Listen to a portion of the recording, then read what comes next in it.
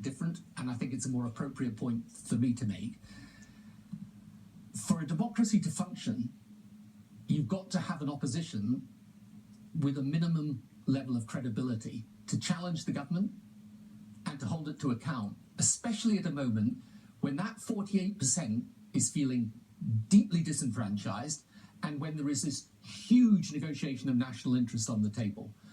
So you need to have that, and if the opposition is incapacitated for any reason, it allows, frankly, what's been happening within the Conservative Party to happen, because they can do whatever they want because they think they're going to be the government at the end of the day. So I'm not saying Jeremy Corbyn should stay or go. I'm not expressing an opinion on that. I'm simply making one very simple point. Right now, at this moment of time, this country needs an opposition that is capable of challenging the government, holding it to account, and representing those millions of people out there who are thinking back on the last week and thinking, our country's been changed and we've got no one to represent us. So you're saying which it currently doesn't have that opposition?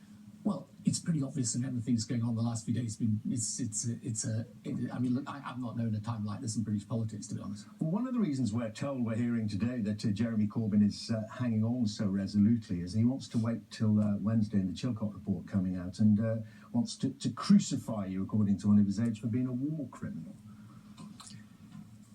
So Wednesday is the time the report's published. I've said many times over these past years, I'll wait for the report and then I will make my views known and express myself fully and properly. And I've taken the view, I think rightly or wrongly, we should wait for the report to be published and then I'll express myself, and I'm not getting into either the politics or the detail of it before we actually see it. But just to link it to the party, I mean, you know, there must be times when you wonder, and other people wonder, why do sections of the very party that you devoted your political life and soul to, why do they hate you so fundamentally?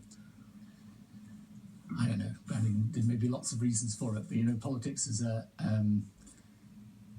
strange business. But you've always got to think back and think that it's a, you know, I had also great times leading the Labour Party, and you know, despite all the controversies over issues like Iraq, there were many good things that we managed to do for the country. So you've got to take a sort of long view of this and think that in the end, whatever people say in politics today is a pretty rough business. People say pretty unpleasant things about each other.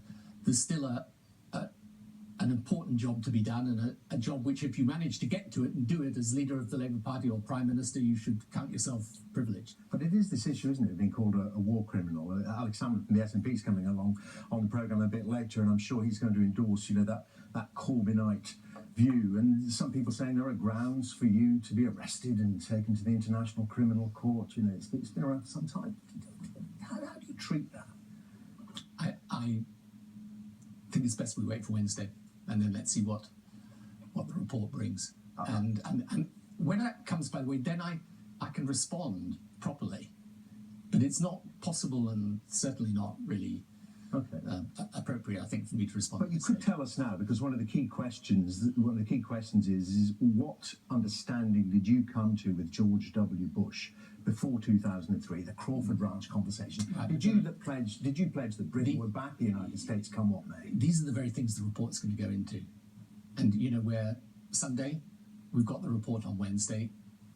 Let's wait and see it. And then, as I say, there will be a very, very full debate, and I can absolutely assure you, participating in it very fully. Can we just roll all these issues together then? I mean, it occurs to me, looking at your political career, are the three big pillars on which you based it falling apart? You wanted to make the Labour Party a progressive force, almost forevermore, and certainly keep it in power and allow it to make an influence. You wanted to, as one of the phrases during the campaign just gone, you wanted to make Britain lead, not leave the European Union, and in foreign policy terms, you wanted to show the ability of nations like our own to intervene ethically in foreign affairs and make things better. Yeah, and these things are under challenge. But, you know, politics, it goes in waves of sentiment and feeling. I think the most important thing in politics is to do what you think is right. In the end, you may be right or wrong, but ultimately, I think leadership is about assessing the situation as you see it, and then doing what you think is right, even if it's not always very popular. And yes, I stood for those things when I was leader of the Labour Party. I stand for them still. But I'm very confident over time these arguments can reassert themselves.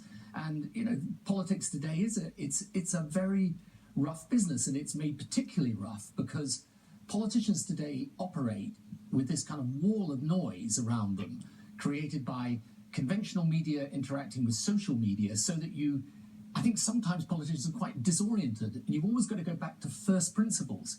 Why is it important that Labour is a party of government, not a party of protest, so it can change the country for the better? Why is it important that we're in Europe? Because in the 21st century, being part of a major alliance and commercial market is in the interests of the country. Why is it important that we are engaged in the world, prepared to intervene? Because this is a world more integrated than ever before, and a security problem in one part of the world is a security problem here. So these arguments, they're not gone away. They're still there, and I've no doubt at all that as a new generation comes through, they will find advocates of it. Chandler, I must end it there. Thank you very much. Thank you.